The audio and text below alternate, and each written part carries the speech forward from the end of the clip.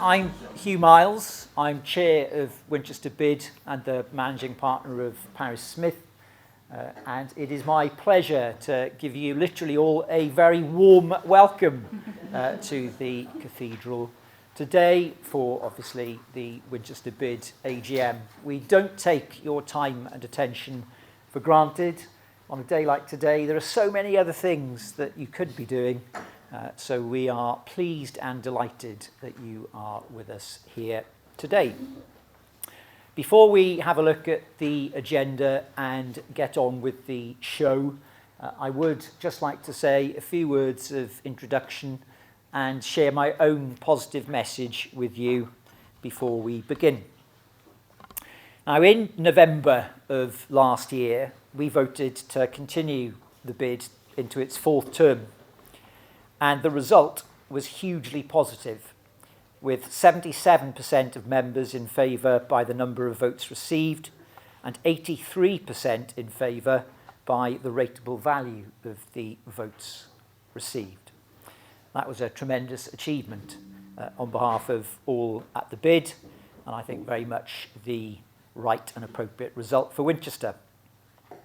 The fourth term will see a collective investment of about £2.6 million, plus additional grants, sponsorship and project-generated income of another £360,000, making a total of around £3 million of investment over the course of the next 5 years, which will be used to help improve the city centre as a business location.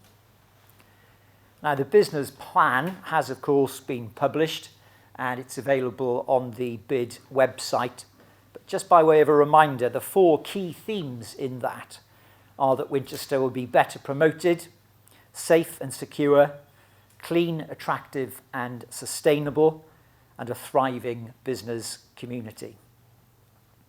The new term actually started on the 1st of April, which is unfortunately April Fool's Day, but the real reason for that date is that it is the start of the BID's trading year. So 5 years counts from the 1st of April. Now, the last few years have been a bumpy road for all of us, and I really don't need to spell out why. But in many ways, I feel that we've got a collective opportunity now to press the reset button and refocus on the future. Back in November, pretty much everyone was predicting a recession in 2023, including the Bank of England, the IMF, the OBR, every other acronym you can possibly think of. But by March, that gloom had started to lift. And by May, the clouds had parted completely. The forecast had even changed to mild growth. And what of Winchester? Professor John Kind of Winchester Business School produces a business barometer each quarter. And the latest such report makes for very encouraging reading, and I'd like to share some of that with you now. Confidence among Winchester businesses remains very high. Businesses collectively expect to improve their profitability over the course of this year. After a stable first quarter, the expectation is across the piece that we will improve our turnover and profitability as we progress through 2023. High street vacancy rates are around 8% compared to 14% nationally. The employment market is stable, albeit a little tight, and inflation, as you all now know, is rapidly falling. But this said, we must not be complacent. There's so much that we can do individually, but collectively and working as a team, our power is so much stronger. And the magic of the BID is that it gives us an opportunity to harness that.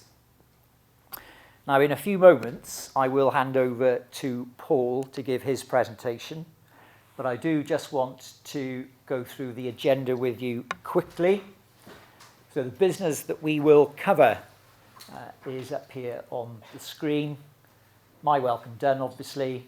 I'll hand over to Dr. Paul Spencer. I usually forget to call him a doctor, but I didn't today. Once we've had the Q&A on Paul's presentation, we will then formally receive the accounts for the previous financial year, 2021 to 2022. I'd rather we didn't spend any time on that. It's very warm in the room. If we can just accept those as being approved and adopted now, that would be wonderful. Shout if you disagree. We then have the excitement of the meeting where Chris Turner will help us with our appointment of new directors to the board, item 4. And we will then, as you'll see, be treated to a presentation from Sarah Moore-Williams, who's Dean of the Faculty of Business and Digital Technologies at the University of Winchester, before we have another Q&A for Sarah and close out with some AOB. Thank you for listening, everybody. Enjoy the meeting. I'm now going to hand over to Paul.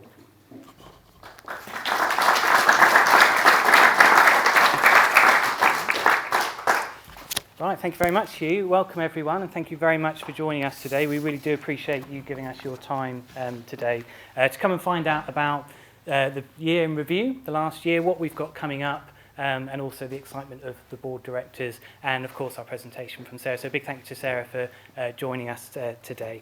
For those of you that have attended our AGMs before, you may be aware, but for anyone who's new coming along, I just want to make you aware that we film these events. So any of our BID members, if they can't come along, they can watch them back online and still get the updates and see the slides. So, Winchester BID is a business-funded and business-led organisation working in the city centre, and we deliver projects and services which aim to make Winchester a great place to do business. Our work's funded through an annual levy, and none of it would be possible without businesses coming together to invest in additional projects and services within the city beyond what our public authorities provide for us, the police, the council. So this is businesses coming together, business-funded and business-led additional projects. So we're incredibly grateful and thank you to all of the businesses which continue to support the BID. Having a BID in Winchester is about the business community coming together to achieve more for Winchester and collectively investing in additional initiatives to ensure that the city centre is safe and secure, clean, attractive and more sustainable, a place where businesses thrive and safe and secure. And you'll keep hearing those 4 themes. Those are the key things that we do and that we will keep doing for you throughout this new term. On the tables, you've got copies of the business plan. You've also got copies of the latest annual review. So you can take those away. If you're a levy-paying business, you would have had a copy of this hopefully sent to you in the post. So, and you can also get it online as well. As we go through the slides, you'll see we've got yellow buttons on a lot of them. So when we share the PDF version, you can click on those and that will take you through to download various documents or various pages on our website where there's more information about what we're talking about with you today. And we'll, of course, share those slides afterwards. So the video will go online tomorrow and the slides will be shared as well. So our AGM's open to all who's interested in our work. So we have a range of different people that come along. It's not just our levy-paying businesses, it's other people that we work with or other people that are interested in the work of the BID. And so on this side, we've just got a very brief explanation of what BIDs are. So they are business-led partnerships which deliver projects and services beyond the responsibilities of, beyond the statutory responsibilities of public bodies. They're legally established, voted for in a ballot process, and as Hugh mentioned, our last ballot was in the autumn of last year, and the next one will be in the autumn of 2027. They're funded from a levy, and that's derived from a percentage of rateable value. Across over 330 bids around the country, that ranges from around 1% of the rateable value through to about 6%. Most it's around 1.5%, and that's what the levy rate is here in Winchester. They're defined in a geographical boundary, and they usually operate on a 5-year cycle. So, who is Winchester BID? Hopefully you know who we are by now. We're in our 16th year. We've been operating since the 1st of April 2008, and we're managed by a company called Winchester City Centre Partnership. So that is the company that runs Winchester Business Improvement District and the Winchester Business Crime Reduction Partnership. The BID's enabled over £7 million to be invested in the city to make it a better place for business, and over £750,000 more has been raised through sponsorship and project-generated income. We've delivered 3 business plans over 3 terms of 5 years, and we're now in the first year of our 4th term, which started on the 1st of April.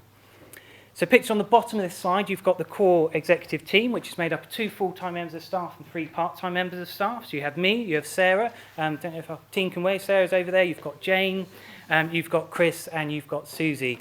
And also, many of you will also know Miranda Best, who looks after our finances, and we've got 2 full-time bid rangers who are provided through a company called Venture Security, and they are Brett Jones and Joe Merriweather.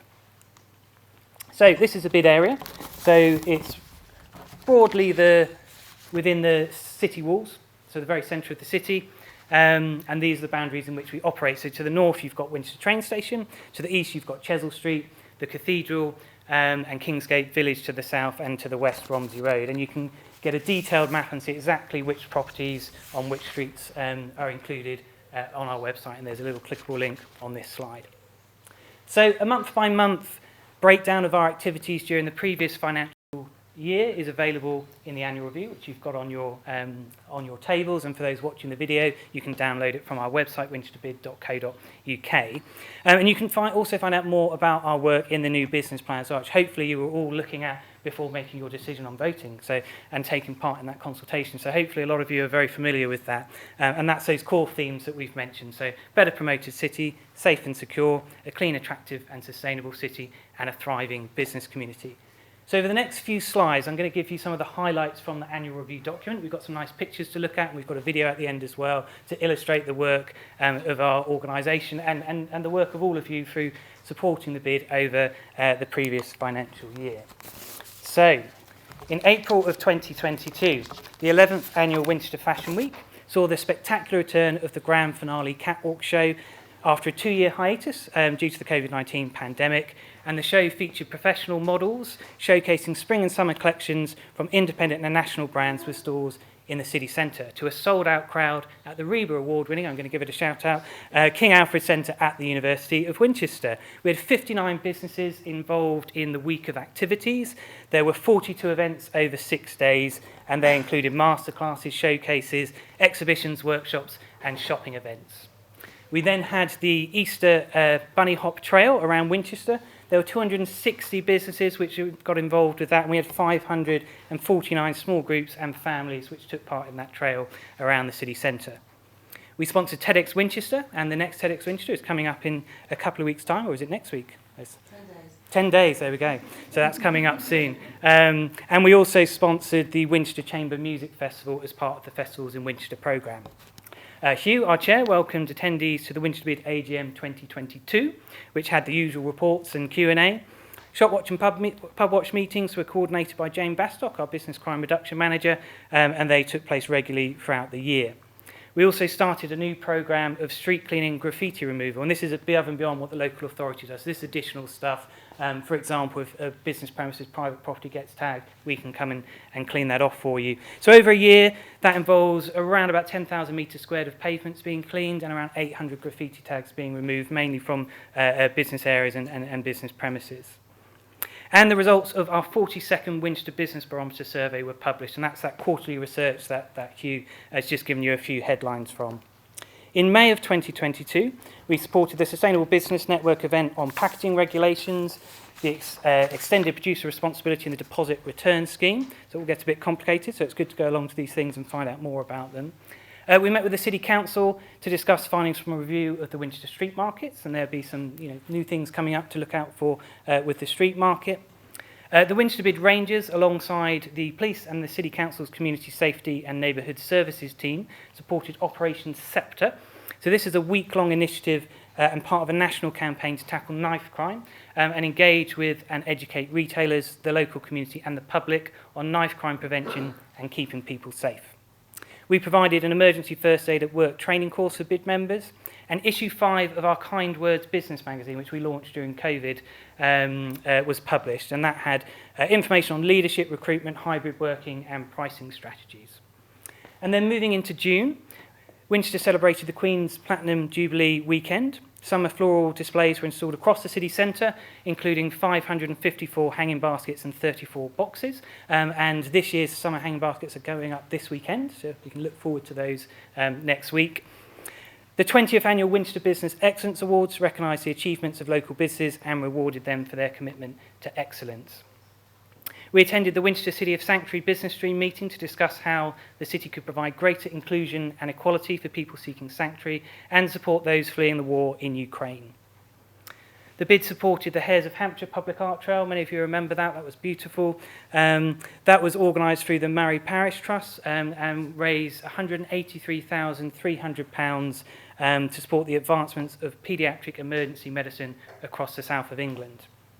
We supported the Sustainable Business Network event on sustainable transport, a big topic for all of us on how we move in and out of our city and around it. We supported the Cheese and Chili Festival, and we also attended the City Council's Carbon Neutrality Open Forum and Winchester City Council's, University of Winchester's External Partners Conference. So we're involved in a lot of those big conversations which are happening around the city.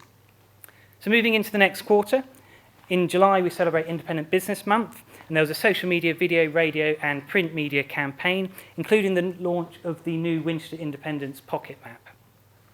We sponsored Hat Fair as part of the Festivals in Winchester programme. We've got Andrew, Director of Hat Fair, here this evening. And the Winchester BID Forum provided an opportunity for businesses to come together, network, find out about what we're doing, ask questions, and also hear about other topics of interest. And our last forum, at the July forum, we had a presentation from Trinity Winchester about their extended outreach delivery plan, which was supported by funding from the Office of the Police and Crime Commissioner. And also there was a presentation on a new study by the City and County Councils on how to make Winchester more pedestrian and cycle friendly.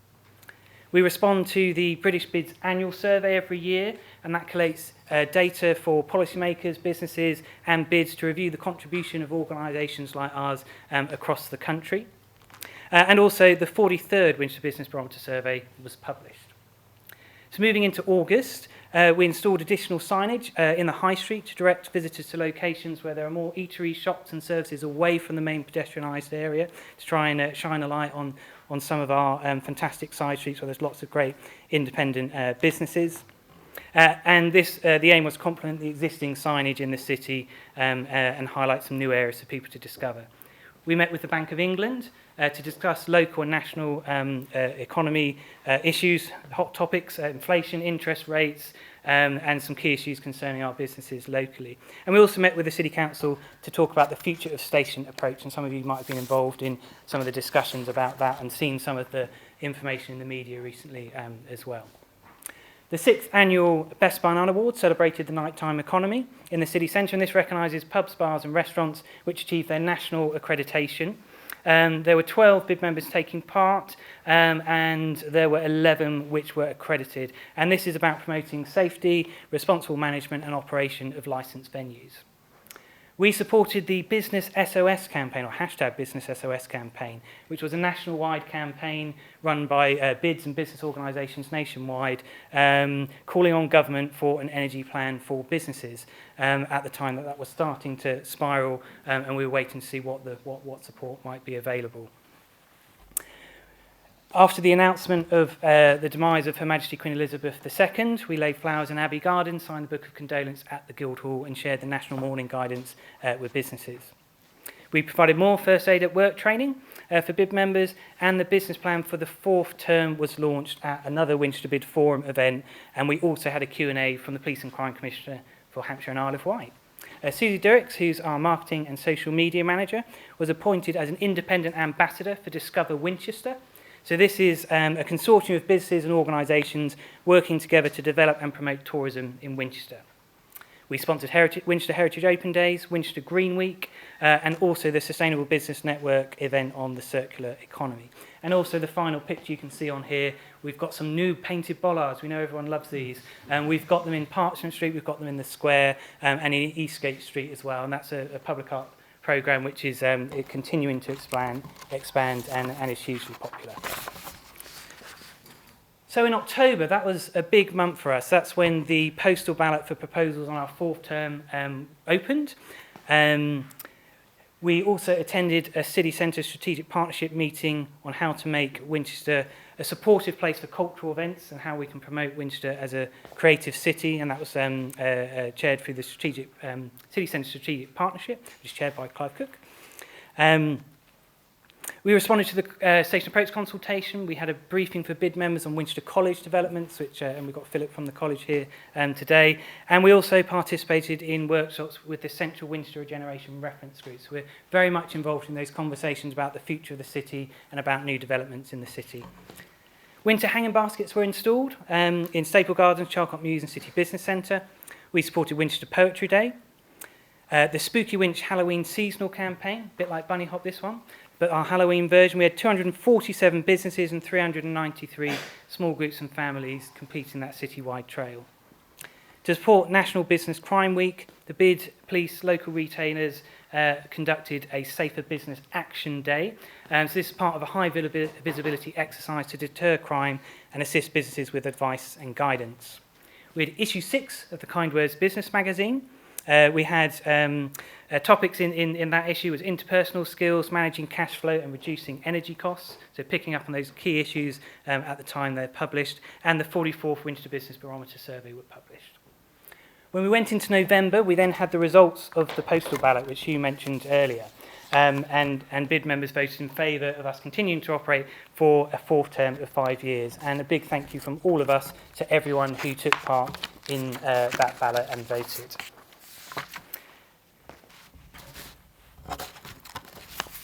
So the Winchester BID Rangers celebrated their 4th year of operation. That's been a really well-received scheme over the last 4 years. And in that 4 years, they'd helped to recover over £52,000 worth of goods stolen from local businesses and recovered and returned to the businesses. That figure now is at almost 62,500.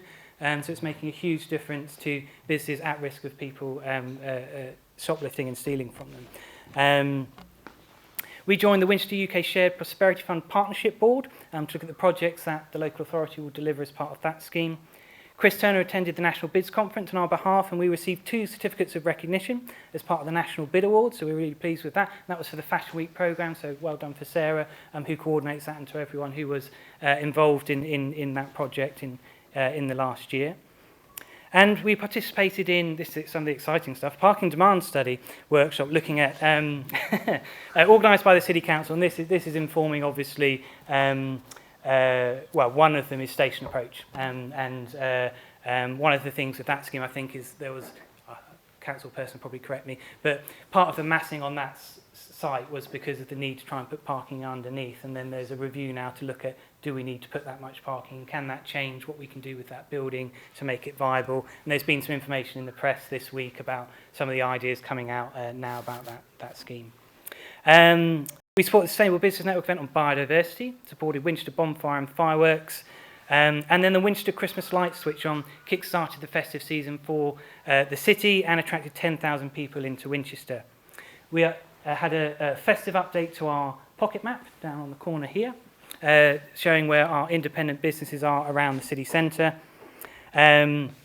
We supported the Christmas market the Christmas market supported us as well, by having a space there for independent businesses to trade from, to give people a chance to try it out, see how they get on, and then there are some that have gone on to take on a longer period of time at the market themselves. But we've got a BID-funded chalet there, and that's been very popular as well.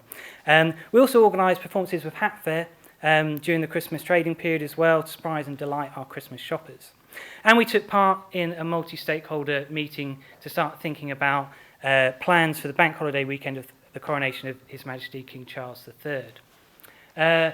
In December, we provided free parking for BID members at weekends in the Tower Street car park in the lead up to Christmas, as well as temporary display screens working with the City Council with travel information at key entry points into the city. And that's all to help people travel in and out of the city, find a place to park during one of our busiest times for people coming into Winchester. There were celebrations for Small Business Saturday. We worked with the School of Art and a selection of BID members on some special festive window displays. We responded to the Local Plan Regulation 18 consultation, met with Gisborne Investment Group to discuss the regeneration of Bushfield Camp, and Sarah Davis and I visited businesses that were affected by power outages along Jewellery Street, was one of the main areas affected in Southgate Street, and liaised with SSEN on their behalf. And we met with the Winchester Tourist Guides to discuss plans for 2023. And then moving into this year. So, It's been a hugely busy year already. In January, we had the first meeting of the year for Hampshire Chamber of Commerce Winchester Business Strategy Group, which was hosted at Winchester Business Centre, which is where we're based on Parchment Street. We had a roundtable discussion with the Department for Levelling Up Housing Communities about bids and their role. We attended the Unlocking Hampshire's Potential event hosted by Hampshire Chamber of Commerce, and the 45th Winchester Business Barometer survey was published. We launched Best Bar None at the Pub Watch meeting, at the first Pub Watch meeting of the year in February. Also, the Winchester Business Excellence Awards for this year were launched. We had a networking evening for independent businesses to talk about what projects they'd like to see from us in the year ahead. And we hosted the South of England Bids Group here in Winchester as well. There was a cultural strategy stakeholder meeting, and this is a new strategy that the City Council is developing. Lots of people involved in those conversations, and the bid is one of those. We've joined the Station Approach Reference Group, so that's all about that project moving forward. We also attended the Bid Foundation Leadership Network and sponsored the Children of Winchester Festival. The last bid forum took place at Hotel de Vin, and was an opportunity for businesses to come together and network and hear updates from us, and also from St John's Winchester there was a presentation about their new home share service. And then in March we were looking at plans for the Easter Bunny Hop again, so we've done full circle now. Sarah Davis was meeting with partner organisations to talk about a new festival coming to the city, which is Winchester Food Festival, which will be taking place on the 9th of July. That's part of the wider Hampshire Food Festival organised by Hampshire Fair, and we're really delighted to be supporting that and for it to be a new activity taking place in Winchester City Centre. And it's in the outer close to the cathedral as well, so the cathedral is part of that partnership too. The Winchester Business Crime Reduction Partnership Steering Group met to review the partnership's activity. So there's key people on that group that help us to manage that partnership. We met with the Chamber of Commerce at the Steve Bryan Business Breakfast event, which is something we hold every year. We're very grateful for Steve for giving his time for that. It's a chance to hear updates from Steve, but also grill him on the topics which will be important to you all. So that's a good event every year. And at that event, we present money raised for our Spare Change for Lasting Change scheme to two homelessness charities, Trinity Winchester and the Winchester Beacon, and it was £3,075, which that scheme raised last year. So if we're looking at the new financial year now, thanks for bearing with me for all of that. There's just too much stuff that I sort of feel I don't want you to miss it because there's an awful lot going on. But if we're looking at the current financial year, these are the numbers for income. So this is our figures. So the bid levy will raise just under £530,000. And then in addition to that, we will raise over £70,000 in external income to invest in projects and services for you. And we actually think we're going to exceed that target. The team's been very, very good at bringing in support and bringing in money to help us to add value to the bid levy and do more. But that's what our published budget has for you. But we're looking forward to hopefully being able to say to you we've exceeded that by quite a bit. This is bid members by sector. So this is the membership. So we've got over 700 businesses. So there's 924 hereditaments or individual business commercial properties in the city, and that equates to over 700 businesses. Service sectors represent a big part of that. It's about 40 or over 40%. There is a more detailed breakdown for those of you that are interested in that sort of thing. You'll see how that's made up. But other large parts of the membership include food and drink, national retail and independent retail as well.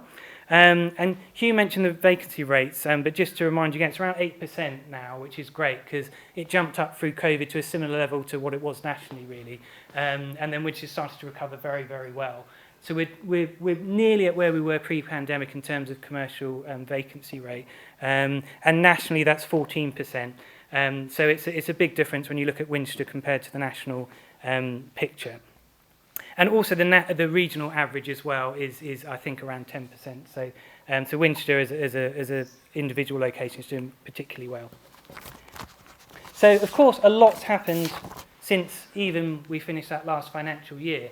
So since the 1st of April, a lot's been going on as well. And I won't go through everything like I've just done for the year, but I'll give you a few highlights. So our bid arranger, Brett Jones, won a Police and Crime Commissioner's Award for business crime prevention. We're super chuffed for him. He works incredibly hard, and he was very deserving. And yeah, he's just a superstar. So we're absolutely delighted to see him recognised in that way. We had a range of activities taking place in the city to mark the coronation of His Majesty King Charles III.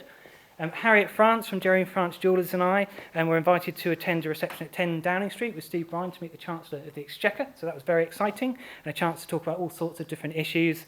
And of course, last week, the Princess Royal visited the city for the impressive Freedom Parade as part of the 30-year celebrations for the Royal Logistics School. And on the same day, because we like to be busy, we had the 21st Annual Winchester Business Excellence Awards in the evening held at Winchester College, and we've got a short video to show you from that event.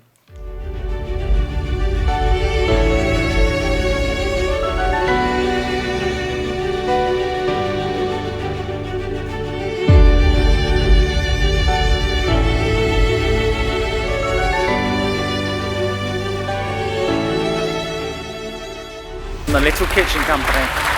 Winchester Gold. Dutton Gregory. Nonica Smiley Estate Agents. New Energy Yoga. House of Bohemia. Aspida. 878 AD. Part of Hampshire Cultural Trust. Play to the crowd. And the winner of the Winchester Business Excellence Awards 2023 Business of the Year is the Little Kitchen Company. It was an amazing night with some great winners. Over 200 entries this year, 200 businesses nominating themselves and their friends for the chance to win one of 9 awards. So Kate Sallinson won the Business Leader of the Year award. She's from Little Kitchen Company, who then went on to win the overall award for Business of the Year. Little Kitchen Company started small and are literally called that because they started in a kitchen, and yet Kate has grown the business to have a turnover of more than 2.8 million now. She is a real Winchester success story. Every year the Millennium Egg Award is given to somebody who's got a lifetime achievement in the city. Mark and Eleanor Dodd from the Chesel Rectory in the Park were very worthy winners. Their whole contribution to the hospitality industry has been phenomenal. They just keep going, and they're providing a whole different service, a whole different level of service in the city. So we're delighted to see them win. Okay, make sure you enter next year as well. And we've got a whole host of things coming up later this year as well. As I mentioned, the summer floral displays are coming this weekend. So, and there's some new bunting going up from the council as well. We've got the Union Jack stuff up. There's some new stuff coming up as well. And that will look great alongside our beautiful floral hanging baskets as well. We'll continue that additional street clean, graffiti removal. If you have any issues by your business, contact us. We can help you with that. Don't do it yourself. We can do that and cover that cost for you. The quarterly business barometer will continue. That's really useful research. We've been doing it since 2011. That helps inform what we do, but also what others do as well. We share that data with a lot of different organisations. We've launched a new savings and advisory service. That was very recent. You're seeing today's e-news. If you get that from us, there's a link there to click and you can find out more. So this is to help with cost and carbon reduction, to help businesses look at cost savings, but also how they can go on that journey towards net zero and make progress on that. We're also looking at new data collection, new city data. There's a company called Place Informatics that we're looking to work with. We're just setting up with them at the moment. That will give us a new way of collecting footfall data, which will be a build on an advancement on what we've been able to do in the past. But it will also give us some interesting tourism data in terms of where people are coming from to move in, to come and visit the city, where the dwell time is, how people move around the city, and all sorts of stuff. So we're quite excited about that. We've got lots of festivals and events to come. I mentioned TEDx Winchester, that's coming up very soon, and there's a lot more throughout the rest of the year as well. In July, we've got Independent Business Month celebrations, which Susie Dirks is coordinating with Sarah. That's always an important time of year for us. We know independent businesses are a big part of the character of our city. The quarterly bid forums will continue. They're a bit more informal than this, but you can come along and have a chat to us, find out what we're doing, talk to other businesses around the city and the team. The Best Buy None Awards as well, and that nighttime economy scheme.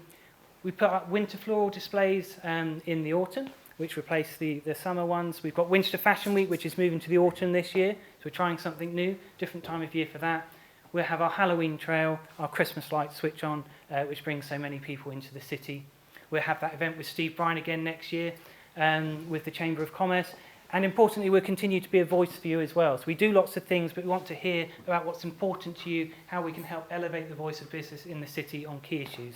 And some of the important ones we've been talking about of recent There's certainly station approach, central Winchester regeneration, Bushfield camp, the movement strategy, and also other key areas of interest. So carbon neutrality we know is important, economic and cultural policy and strategy for the city, and we're involved in those conversations, and we want to hear about what you think about these issues too. So thank you very much indeed for listening to me, and as I go through all of that, lots of stuff that we're doing on your behalf, and it's you that's helping make all of that happen, so thank you very much indeed. We've got a bit of time now that if there are things to do with the work of the bid or issues within the city that you might want to raise a question on, then we'll pause for a moment and take them now if there are any. Who wants to kick us off? I'll ask a question. Steve. Well done your fourth term, and a good presentation. Really well done. It's a pleasure to work with you. It was nice to have you in London the other day. I've had a not insignificant number of businesses contact me this week about parking spaces that are facing press. And I know Miff's spoken out, and I saw that cover in the paper. And not everybody wants to speak out in the paper, but they do come to me, and I don't know whether they come to councillors, but they certainly come to me. Have members come to you about the end of overnight, about the introduction of overnight charging? And forgive me because I haven't seen the paper today. Have you said anything about it, or do you plan to say anything about it? We have. I mean, the team are probably smart because I've been dealing with it all week, to be honest. Yeah. So the consultation, so the parking and access strategy consultation was run by the council. It was actually a few years ago. And then obviously what's happened now is part of that strategy. I mean, if I'm fully open about it, which obviously I will be, there are parts of that we suggested would possibly be unpopular and might not go down too well. Since then, obviously, there's been the announcement. We have had some people get in contact. The main businesses which have come to us is, I guess, hospitality, particularly the gyms, who at the moment have people that come perhaps early in the morning when it's free and to park, maybe in the evening. I mean, a key message, we have put out, a little quote, but I mean, it's a response to the conversation which, you'll find most interesting, I suppose. But it's about making sure we're all talking. So the advice that we've been giving is talk to the council, let them know how you feel, let them know what your concerns are, how it affects specifically your business, because we've obviously passed on some of those concerns. But I think if people are concerned, you know how you feel about it and what you think the impact may or may not be. And so also encouraging that dialogue. But I've had a conversation with, for example, Martin Todd today, and that will continue, and we'll see where we land with that one. Well, I might send someone to you, and if you send me the link to that consultation, then I can reply with that. Yeah, and I would say, I mean, Martin is contact him. That would be his message as well, so that they can understand where they are, and look at that policy and whether it sticks or. Well done. Any more? We can't let him escape this lightly. A really difficult one. You are escaping. Okay. If anything occurs, thank you, everyone. Hello everybody, good evening, and thank you for this invitation to speak.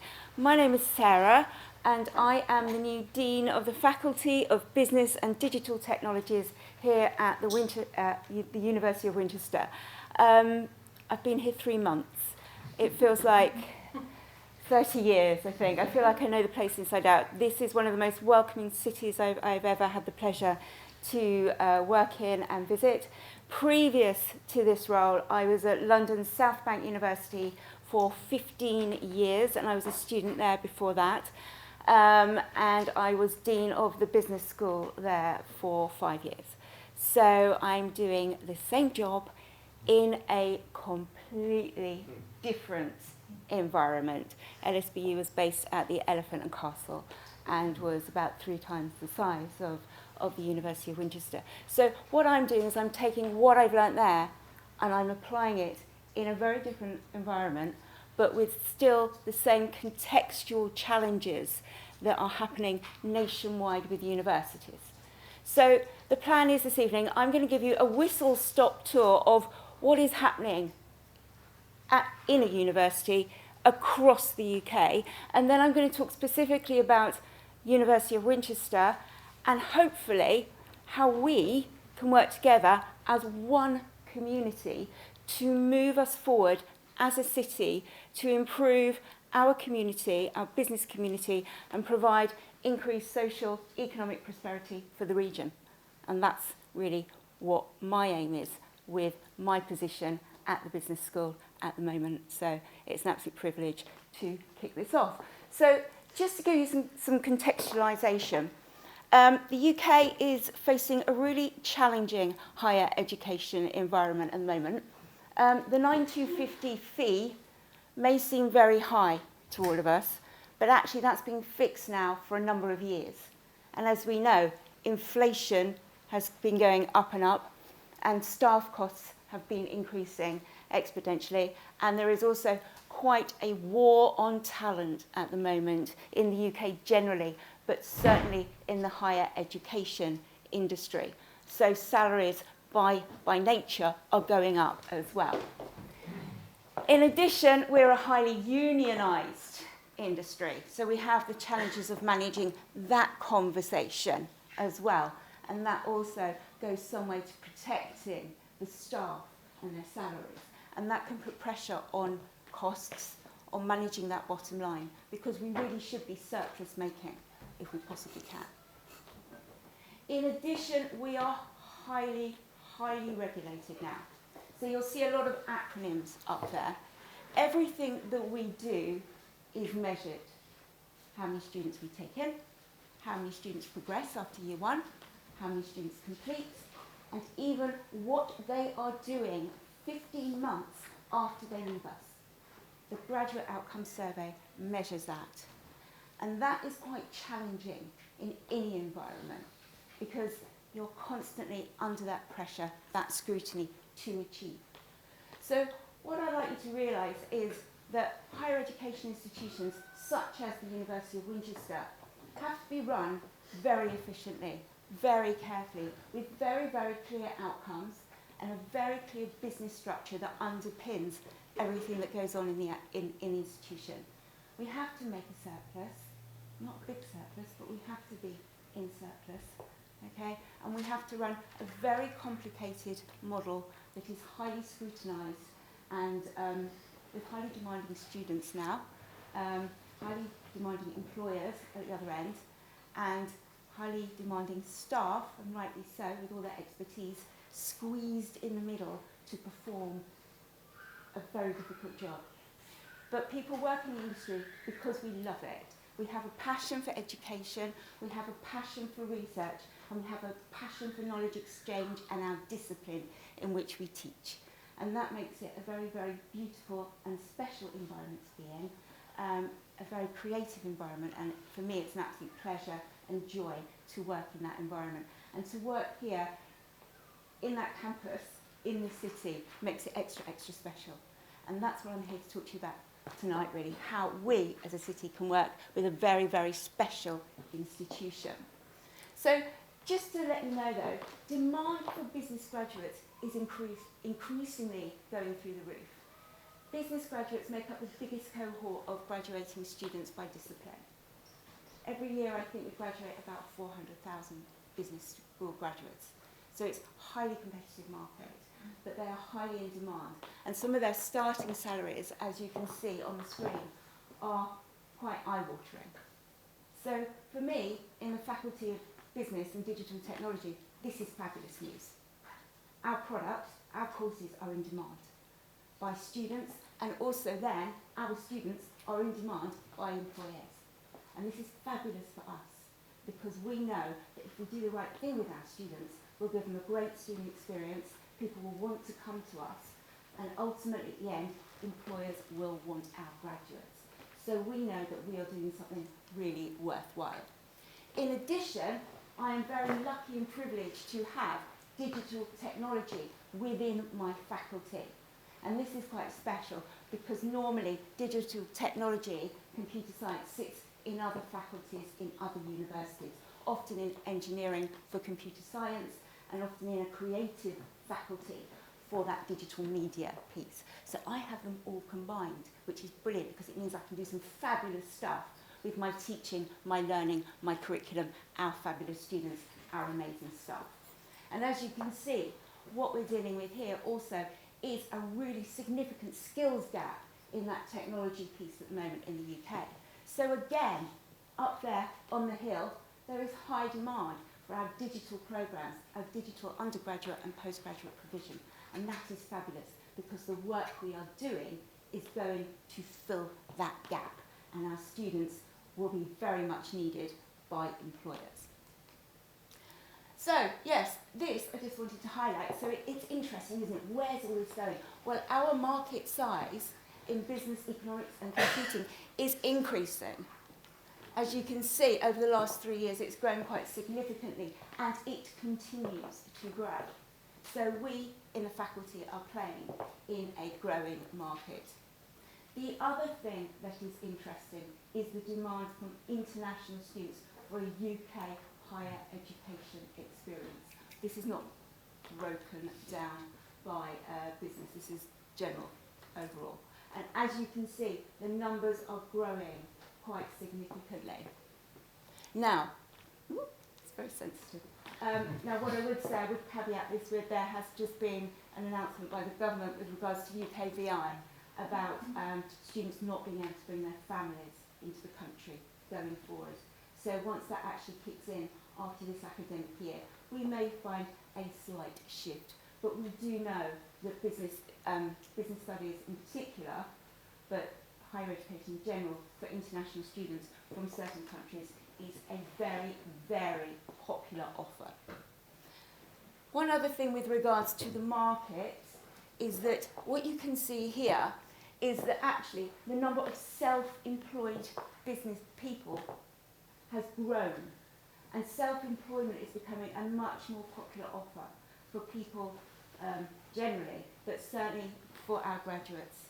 Entrepreneurship, sorry, I won't struggle with that word, innovation, creativity has to run through the core of any good business provision now, because students have a passion for setting up their own business, or at least being curious. And those skills that we teach by teaching enterprise, even if you don't want to go and set up your own business, they hold you in good stead when you go to work for a large corporation or an SME or a public sector provider, because they teach you to be curious, to be innovative, how to manage risk, how to sell a product to a third party. And all of these skills wrapped up can really, really help graduates to go into other employment, even if they don't want to set up their own business. And this is a growing trend that we're seeing. More and more people wanting to move into self-employment and setting up their own business. And that can only be good for the economy. And now it doesn't want to move. Here we go. So what does this mean for what we teach as a business school? Well, as you can imagine, higher education, there's a lot of research done on this. We love to research what on earth we're doing to try and work out what we should be doing and where we should be going. And we do tend to go around in a few circles now and again. But there has been a lot of research over the years. It's gone way back to before York and Knight in 2006, looking at the skills that graduates need to have. And it's changing slightly, and the language and the understanding and the community in general is moving and changing and fluxing. But where we are now is really looking at what we need to embed in our programme as disciplinary knowledge. I think that goes without saying. You need to learn about business. If you're doing a business degree, you need to learn about geography if you're doing a geography degree. But in addition, all degrees should have transferable generic skills. And the latest research from Romgens says we should be teaching and developing emotional regulation. I think maybe some of us actually still need to go back and practice that one. Career development skills we need to be teaching as well, developing. Self-management and self-efficacy. So it goes without saying now that we teach the subject stuff, but we need to go beyond that. We're developing the whole person. We're trying to take a holistic approach to our students to enable them to go out into the world with the skills that employers want and need and recognise. And the IOD are also saying that demand for graduate skills is on the rise, but what they're pulling out are things such as critical thinking, communication skills, and leadership skills as critical to fill the gaps in business skills requirements now. So the world is changing. So if you think that you go to university to study a discipline, you are right. And I'm here tonight to talk about business. But equally, anybody in higher education is looking at the development of the whole student. And that makes it equally fascinating, doubly challenging, but absolutely a fabulous transformative journey that we do try to take our students on. One other thing, we're a university, so we should be involved, and we are up the hill, in research and knowledge exchange. However, there is a shift, certainly, in business research. So in the past, we would think about business research as being journal production, sitting there, writing questionnaires, gathering data, data analysis, pulling them into journals and getting them published in referable journals, that's what we call them. And those journals are starred according to quality. But what's happening is the lens is shifting. We're looking at business skills in general having more impact on the business world. And that can be done differently.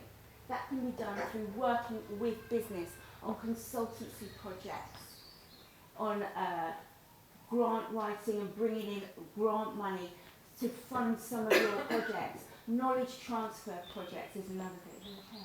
Yes, sorry. Yeah, no, it's okay. Knowledge transfer projects is another opportunity that we can work with businesses on.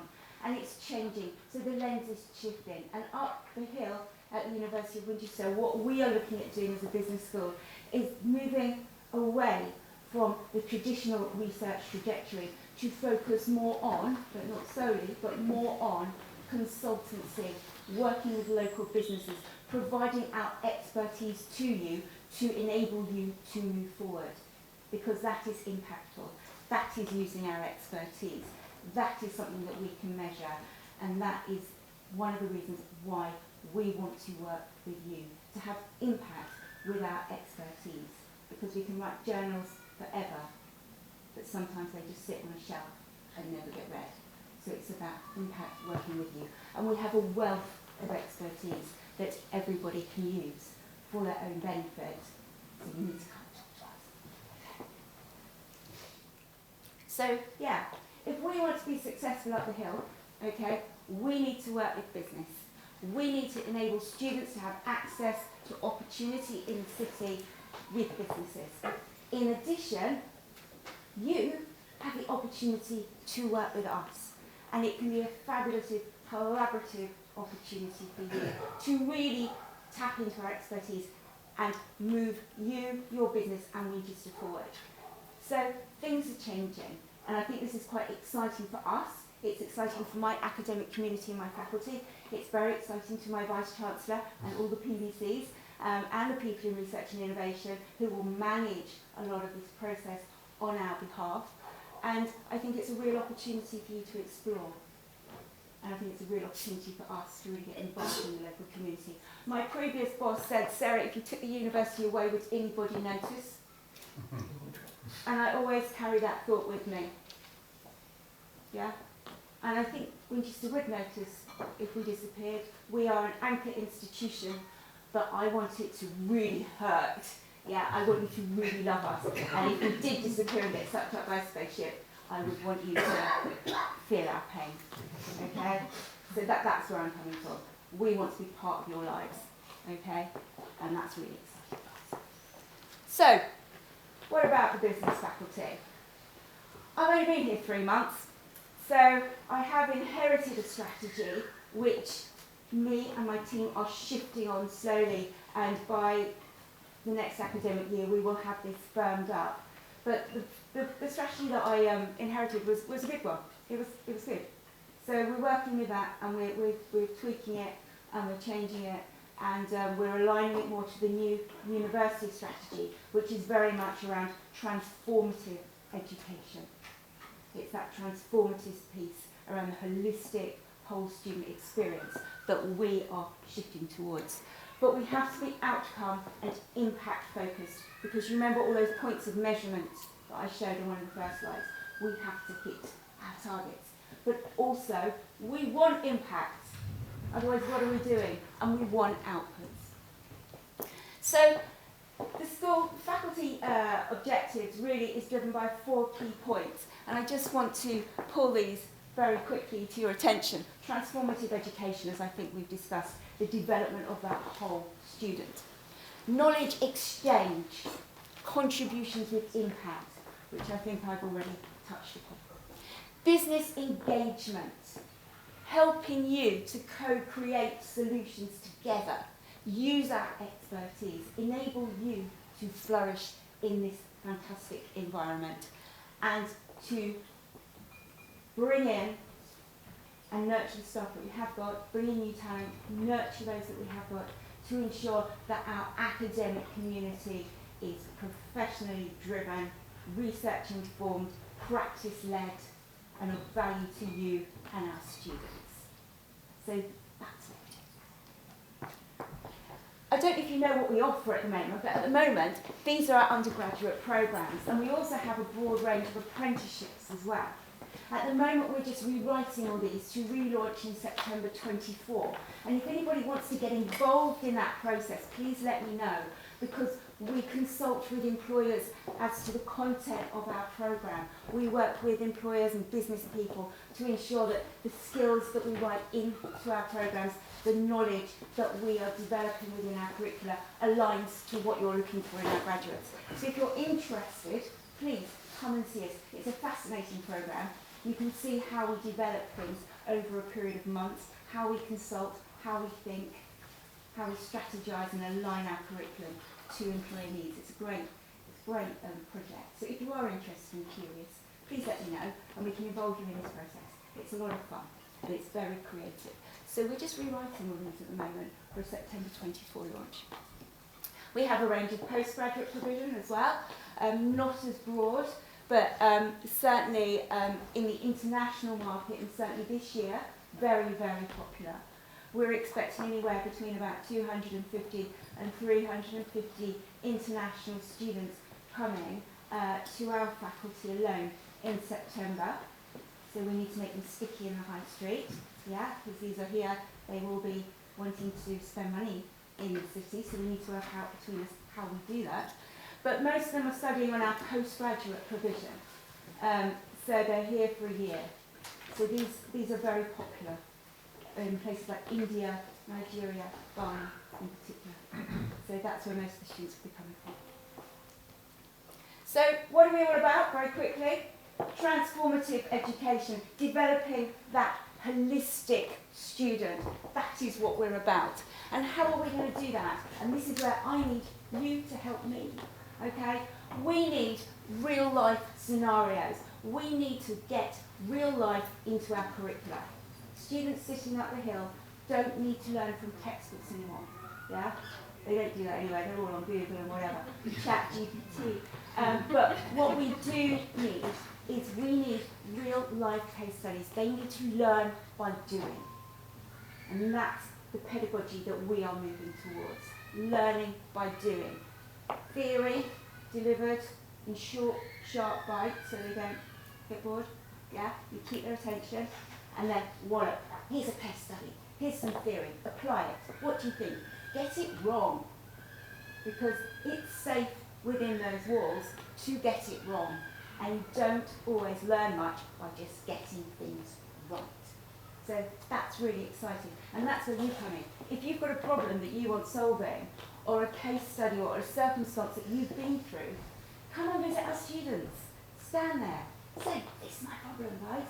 And you will have 25, 30, 50, 100 fantastic, bright, young, keen, you're an alumni of us, aren't you? Yes, bright, young, keen individuals gagging at the bit to solve that problem and come up with some fantastic creative solutions. And one of those, you might think, lovely, I'll have that, thank you very much. Enough. So that's what we want, more live case studies, more live briefs. We are looking to significantly increase our field trips, significantly increase the opportunity for short and long-term placements, volunteering, work shadowing, and in addition, what we're really looking for are roles that can really stretch them, expose them to different types of technology, different ways of working and different environments.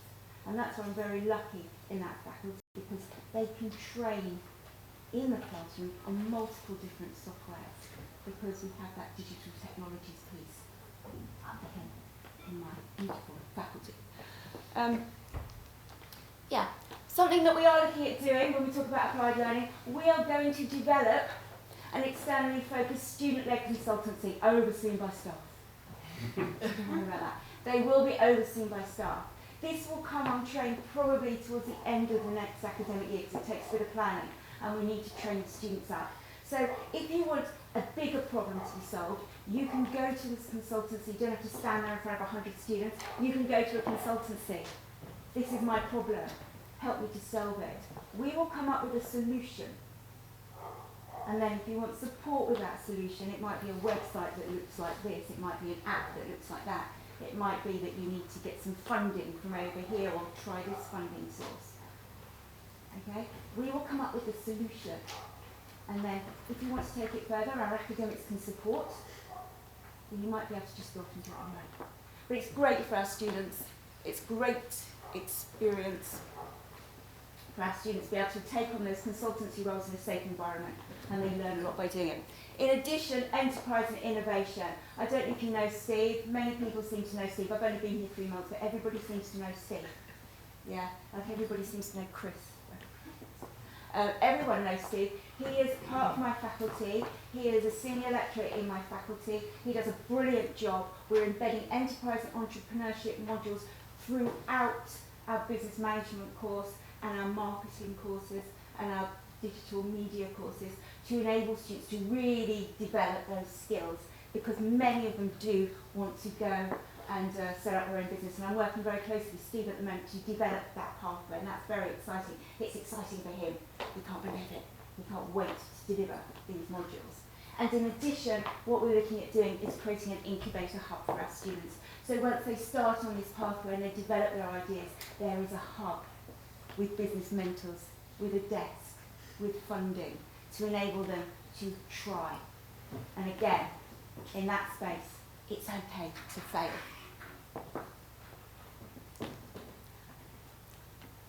The second thing I just want to pick up on really interestingly is research support. Has everybody heard about our Help to Grow programme? No. Okay, so very quickly then, what we're doing in the faculty, as I said, is we're moving away from pure research with research journals. We will still do that, but really what we're looking at is research support and income and impact.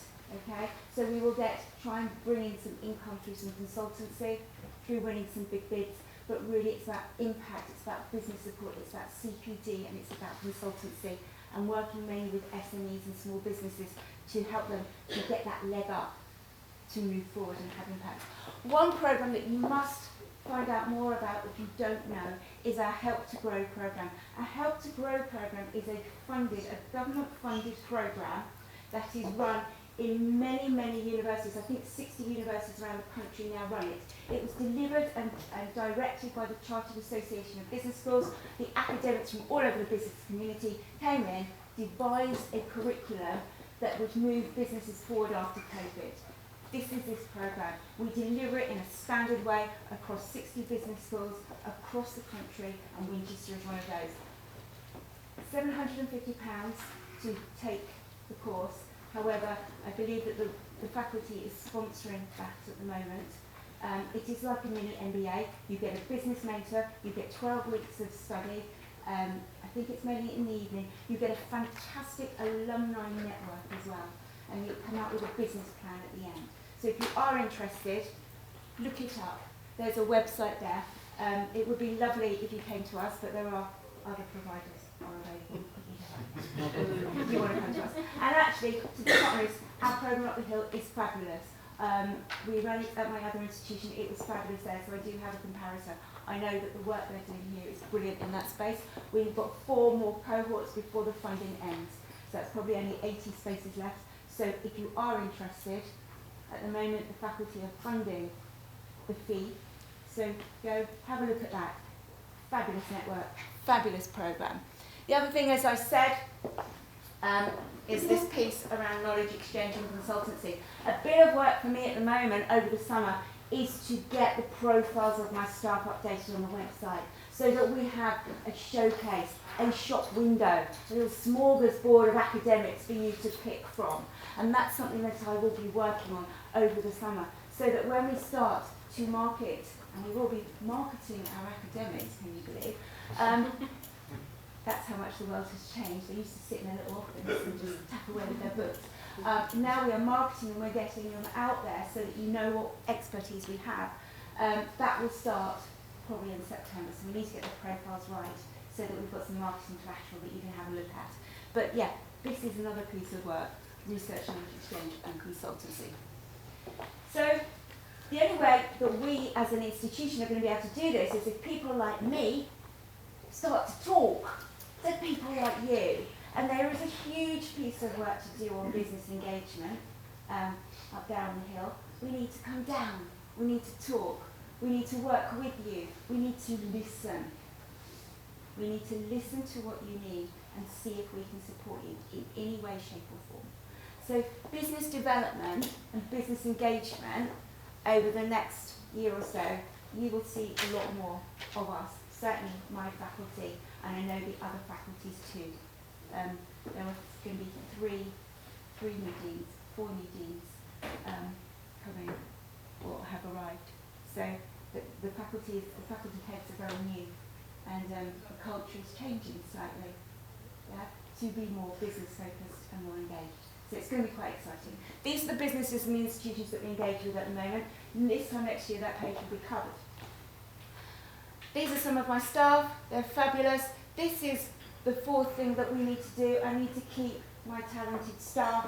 I need to make sure we develop them, like I said, a war on talent. Equally, I'm going out to market for some new staff, more staff, because we're growing. So if you know of anybody who's interested in working with us, it is a fabulous environment, very creative, very holistic, as you can imagine, and I've never met such a friendly bunch of colleagues in my life, and what a beautiful city. So if you do know of anybody that wants to dip their toe into academia, if they've got a professional practice background, or a PhD, or just loads of experience that's very relevant at a reasonably high level, then come and see us, have a conversation, let's see where it goes. We want a diverse academic community to represent the community in which we play. So that's the thing. And yeah, we need to be a community of practice. What we call pracademics, which is practitioner academics, research academics, everyone, excellent teachers, all focused on those students, working with you, working with our alumni, to ensure that we have a community of practice. So in summary, just to put it all together, the university, what have we got? Well, you can see what we've got. We've got a lot. And I haven't even mentioned the facilities up there. My goodness, those buildings are gorgeous. If you haven't been, go and have a look. Go and have a wander, grab a cup of coffee, walk around. Yeah, beautiful campus, fantastic facilities, fantastic staff, fantastic students. We have our own networks that you could tap into. We have access to funding and support to enable us to access funds through our Research and Innovation Centre. So we can help you and work with you on bids if needed. We've got apprenticeship programs, business growth programs, business support programs, you name it, we've got it. It's going to grow, and it's all here for you. On the other side, you've got loads of stuff we love. Yeah, you've got jobs, you've got opportunities, you've got the opportunity for students to apply their learning in a real life scenario, and that is so important nowadays. No more just sitting there with a book. You don't learn to swim by opening a book. You learn to swim by jumping in the pool, swallowing a bit of water, and that is the analogy I use with our graduates and our students. They need all of the left-hand side, and that's where you guys come in and your networks. So please, if you're interested, dip your toe in the water and let us know. So yeah, basically, we need each other. We would love to work with you. It is part of our mission. Yeah, it is part of our mission to have impact and significant impact in our local community and broader, but we're going to start and focus on Winchester, okay? And we would love, it would be an honour to support and work with some of you guys in this room today. So thank you very much for listening. I think I spoke quite quickly, but was that okay? That was wonderful. Right. If anybody has got any questions and any ideas on next steps to enable this to happen, please let me know. This is not the last you've seen of me. It's just the beginning of a very beautiful relationship, so thank you very much. Should I start you off with an easy one?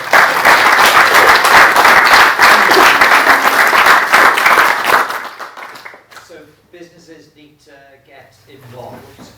Who do they contact? Who's the point of contact? I would suggest in the first instance you contact me. Okay. We do have a business development manager called Natasha Montague,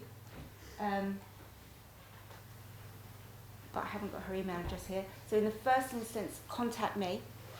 If you've got an opportunity that isn't for the business faculty, don't worry.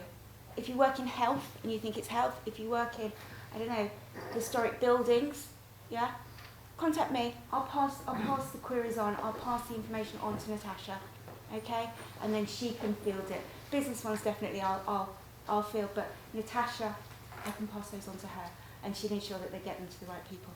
And we can go through, Paul, the bid Yes, also. please, yeah. I see Paul at least once a month, if not more. It seems a lot this week, but yeah. So we talk a lot, and Sarah Greer, our Vice Chancellor, is on the bid board, isn't she? So yeah, please. Thank you. Questions from the floor?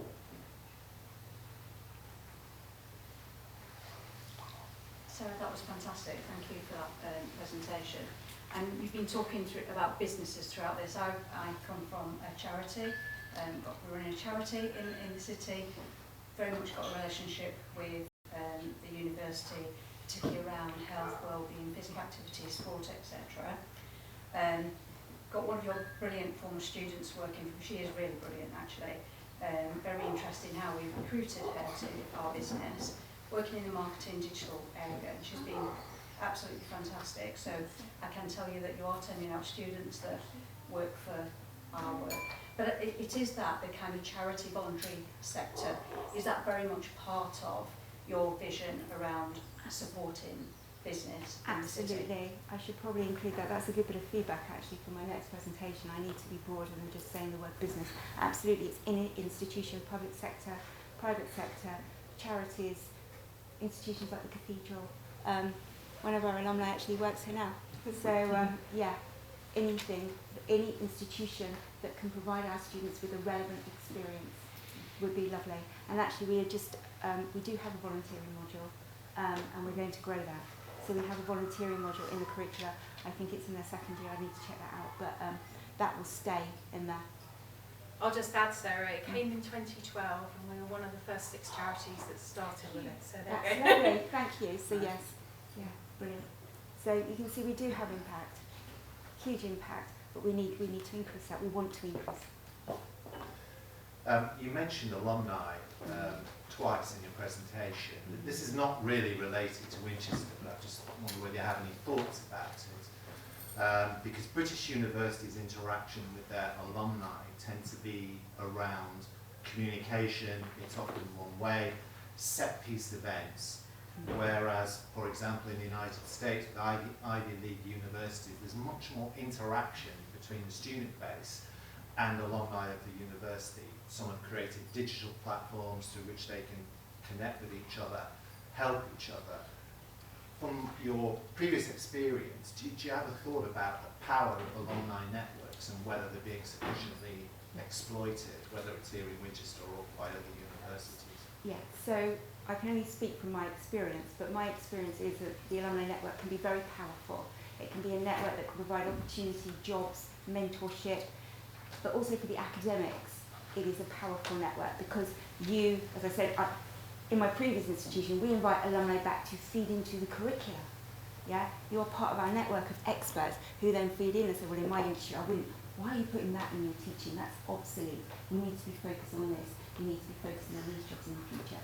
So for me, yes, alumni is very powerful, not just for the students, but for the academics, and to get that voice coming through.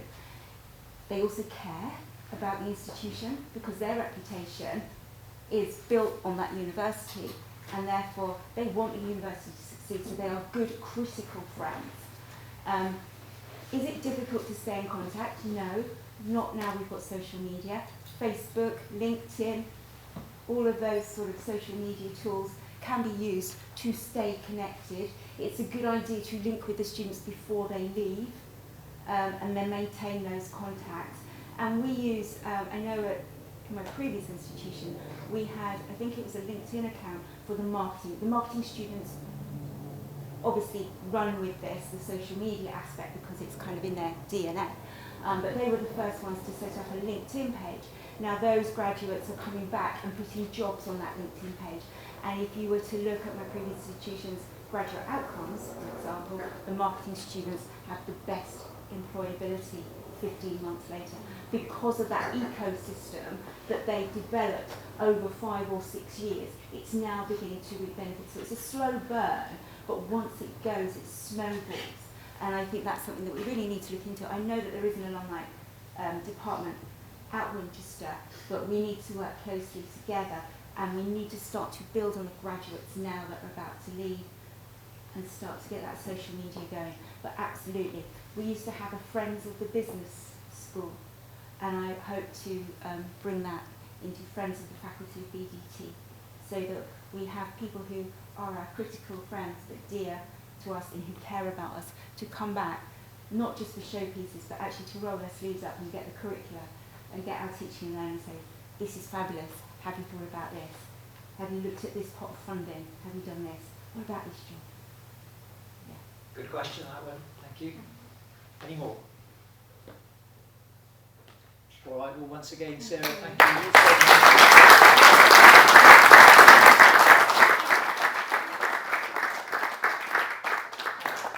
Chris has been positively bursting with his news about the vote, to the extent that he's had a glass of red wine to calm himself down. I think we're just about ready. I put it all on a spreadsheet too, because I'm an economist.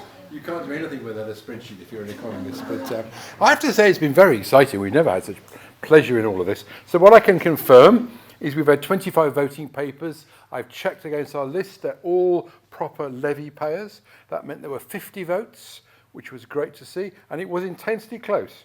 And I have the papers here if people want to come and scrutinise them, but I can confirm that Joy Moyer has been voted in as a service sector representative, and Sam Bailey from Primark. So a round of applause.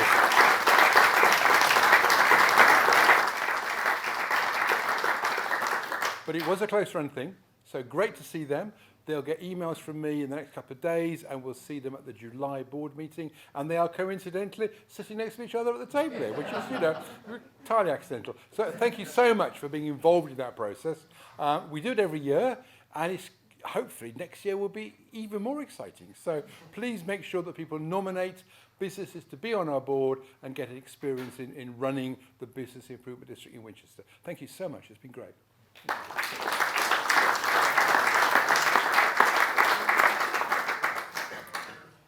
And I will just thank everybody for putting their names forward, whether you've won or lost in that ballot.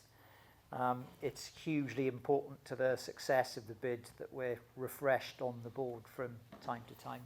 So the fact that we have so many people who are keen to make a contribution to the bid and to Winchester is utterly fantastic. So thank you everybody who was involved. So we are at the stage of the evening where it's any other business. And at this point, I would usually individually go around the room. I'm not going to do that this evening. So if you do have AOB, please raise your hand and we will take it. If not, then once again, I will just thank you all for your time and attention on this beautiful, warm evening. It means a huge amount to us. Thank you for sticking with us. We will stick with you. Have a wonderful evening and weekend when it comes. Thank you.